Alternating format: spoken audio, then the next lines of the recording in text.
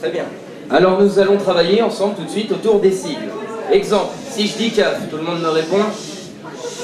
La CAF, la caisse. C'est bien, merci. Donc la CAF, c'est... Non, non, mais c'est pas grave. Donc nous allons appliquer cette règle à l'automobile, puisque la voiture est un danger. Donc pour commencer, le premier danger que tout le monde connaît en voiture, c'est...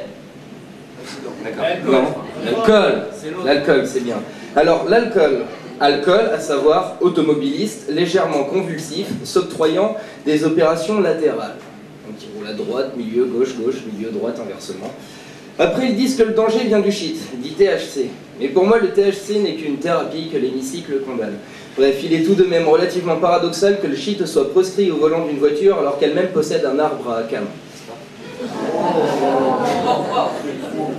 Troisième danger vient du rétroviseur. Ah, le rétroviseur.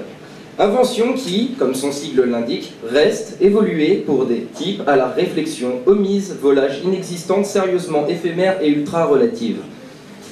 Donc en effet, on double par la droite, on déboîte n'importe comment, on klaxonne comme un con, on rentre dedans, on est en tort, on vient de vomir scène et son pastaga sur le constat. Rien à foutre de la femme enceinte côté passager et du nourrisson de 6 mois, évidemment puisque la voiture ne sert qu'à véhiculer outrageusement des imbéciles titulaires d'un retard émotionnel.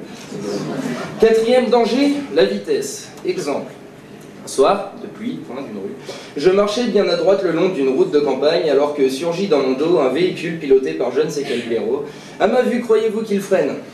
Non, à peine, et de son rétro me rase la toison pubienne. Ce jour-là, si je n'avais pas la chance d'avoir eu le pubis aussi chargé, alors qu'il est, c'est mon pénis que je pleurerais. C'est pourquoi ils ont installé l'airbag. Attention, un berbe, reste bien à gauche.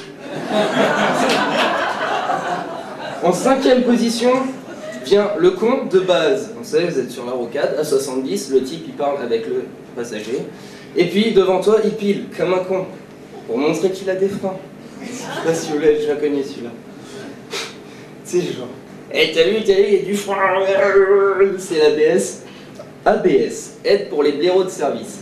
Avant, quand tu freinais, c'est con, ça freinait. Maintenant, quand tu freines, bah tout de suite, là, ça freine. Forcément. Mais attention, ils sont en train d'élaborer l'ESP. Alors l'ESP, c'est l'espoir de la sécurité prochaine. Ou tout simplement la façon d'enculer les super poux. En bref, avant, tu freinais, ça freinait. Maintenant, tu freines, ça freine. Bientôt, tu freineras, ça freinera. Ça me tue, mais c'est vrai.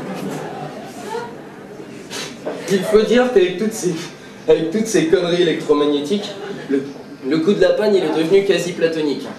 Avant, t'avais une 2 chevaux, bon, bah, ça allait. 2 chevaux, 2 CV, 2 coups véloces, et ça passait. Aujourd'hui, la panne d'essence, bon, il y a une jauge. À moins qu'elle soit blonde, la meuf, c'est Chantal, quoi. Si elle est blonde et qu'elle s'en rend compte, c'est Chantal. Voilà, c'est jury, on va lui faire du bien, c'est Chantal. Mais bon, les pannes moteurs affichées sur le tableau de bord, c'est plié. Le seul truc qui passe encore à peu près, c'est le pneu sous-gonflé. Problème, il y a la roue de secours.